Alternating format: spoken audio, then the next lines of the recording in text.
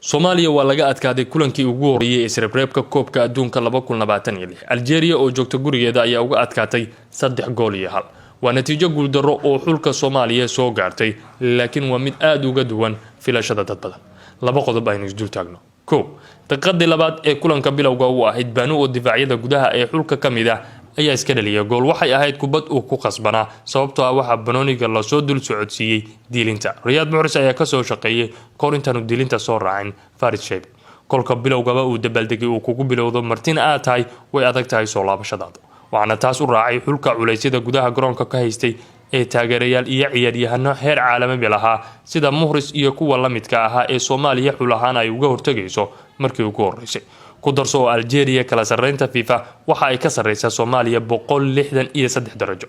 waxay Algeria joogtaa booska 33aad, Soomaaliyana waxa ay booska 12aad ka joogtaa. kolka jadwalka Argentina ay kooda u tahay gadaal laga soo akhriyo, micnaha waa booska 196aad ee xulalka adduunka.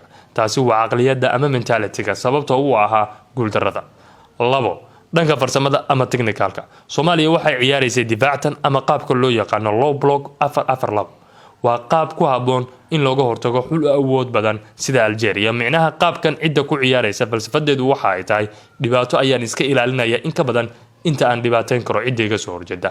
micnaha inaan gool doono ama aan kubadda kula qaybsado waxa iga muhiimsan in aan goofkayga ilaashado. dabcan way u shaqeysay qaabkaasi in badan inta kulankan la joogay Soomaaliya. goolasha laga dhaliyay ee saddexda aana dhammaantood waxa ay ka yimaadeen qaladaad ay sabab u ahayd waayo aragnimada aan caalamiga ahayn ee afarta difaac ee gudaha ka ciyaaraysay iyo sid basiska micnaha fashilka ka haysay Soomaaliya iska ilaalinta kubadaha koronayaasha ama faawlada laga soo hawlgelinayo. tusaale goosha saddexaad ee uu Suleymaan u dhaliyay. laakiin qaab ciyaareedka xulka ee kulankan halka uu liidka uu ka ahaa waa booska weerartanka iyo isku xirnaanta ciyaaryahanada. haddii aad low block aad ku ciyaarayso lama midba waa qasab in ciyaaryahanadu ay u diyaarsan yihiin. واتن كوادي وإن أي كفايديسان كران كونتر أتاك كستا oo ay helaan ciyaaryahanada. micnaha in labada ciyaaryahan ee weerarka ku ah ay diyaar u yihiin in kubadda controlaan oo ay awood u leeyihiin ay jari karaan masaafo badan waqti yar oo ay ordi karaan degdegna ku weerar gali karaan iyo inay leeyihiin farsamo abuur degdeg ah. taasna gaabis ayay ka hayeen weeraryahanada xulka. inkasta oo bedeladii uu sameeyay tababaruhu ay sabab u noqdeen in gool la dhaliyo, haddana ma uusan keenin tababaruhu haddii garbuhu aysan buuxin booskii la rabay lambar 10 ordi kara, baasas khatar abuuri kara ama indhaha u kala haya si heer sare si uu abuuro weeraro dhabar jabin ah.